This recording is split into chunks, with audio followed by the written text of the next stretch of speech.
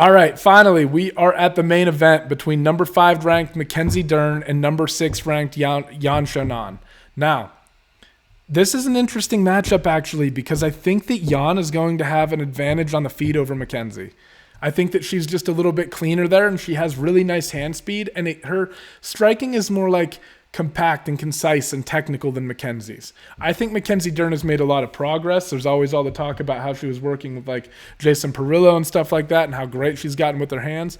And she looks much improved.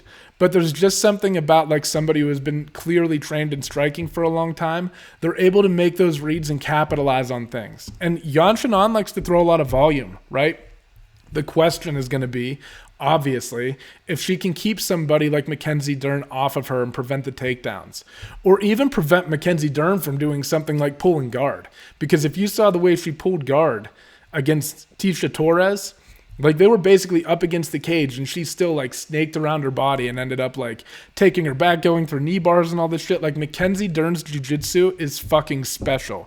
But the knock on jiu-jitsu artists, and it's pretty true, is that they have a problem actually getting the fight to the ground, especially in MMA when you need to utilize takedowns. Like that's usually the most effective way to get it there. Not always, but most of the time, yeah, it's the most successful method, right?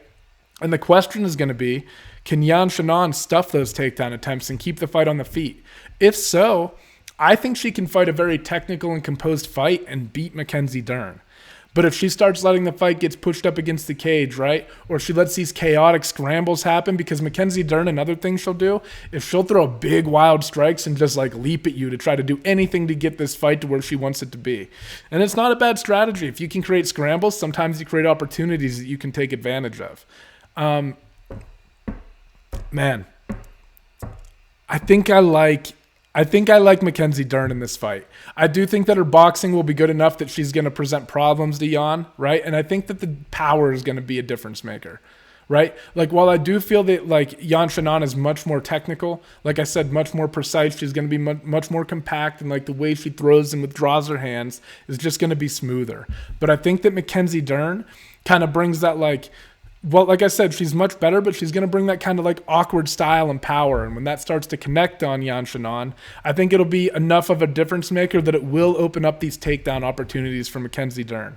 And I think that Mackenzie Dern should be able to get the fight to the ground at some point. And when she does, I think there's a pretty large discrepancy there.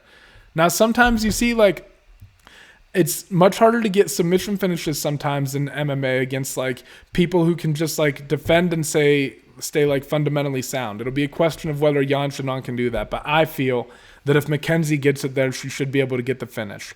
If Yan Xiaonan is able to stuff takedowns and keep this on the feet though, right?